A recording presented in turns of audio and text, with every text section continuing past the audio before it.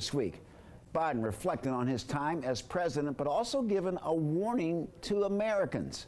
His speech capped off a 50-year record of public service. He reflected on entering the presidency in the throes of COVID.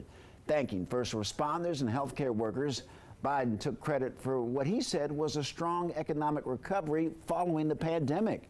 He also highlighted legislative achievements, in particular the bipartisan gun safety law. But he also warned Americans to be vigilant and to do what they can to protect the country's democracy. An oligarchy is taking shape in America of extreme wealth, power, and influence that literally threatens our entire democracy, our basic rights and freedoms, and a fair shot for everyone to get ahead. We see the consequences all across America, and we've seen it before. And returning to Capitol Review is Alex Gangitano. She is the White House correspondent for The Hill.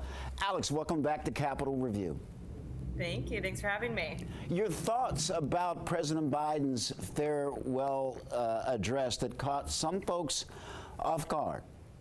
Yeah, so it definitely was a different tone of a speech that we typically hear from President Biden. You know, he is the person that describes himself as optimistic almost to a fault. And typically his speeches are so much about how much he believes in America and the people here.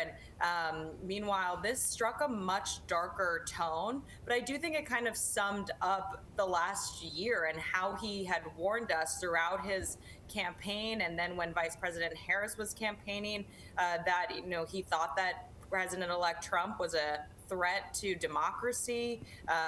Then he decided to really go fully negative with those warnings in this farewell address. So we heard about him talking about how he thinks the U.S.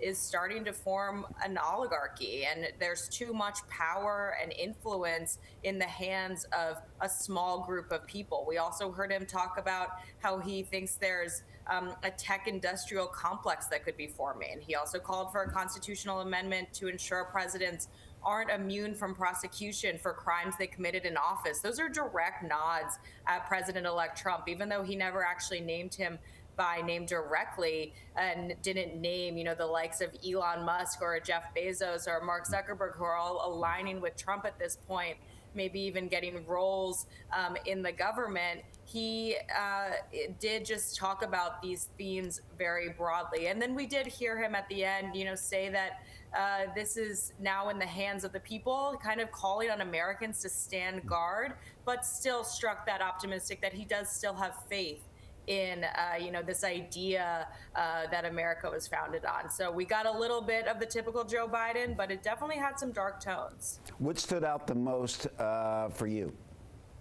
Yeah, I think besides, you know, the oligarchy point, I think the fact that he brought up misinformation and disinformation and his concerns about that. He even brought up that he thought that a free press wasn't getting, you know, wasn't acting in the way that it used to be able to. And he brought up that social media sites are steering away from fact checking. You know, that's a direct nod at Meta when Mark Zuckerberg announced just a week ago that they would stop their fact checking for Facebook and Instagram. So just that kind of a specific point that he feels that it's such a big issue if there's disinformation and misinformation throughout our country, that he thought to bring it up in his farewell address, I thought was definitely very notable from him. Alex, what's been the reaction of people you talk to, or does it really come down to who you're talking to? Exactly. I think it's so politically split. You know, if you talk to conservatives and Biden critics and people that are Trump aligned, they thought it was way too dark. They thought that he was far too negative when, you know, they'll bring up that approval ratings towards how people are feeling about Trump's transition and Trump coming into power are, you know, above 50%.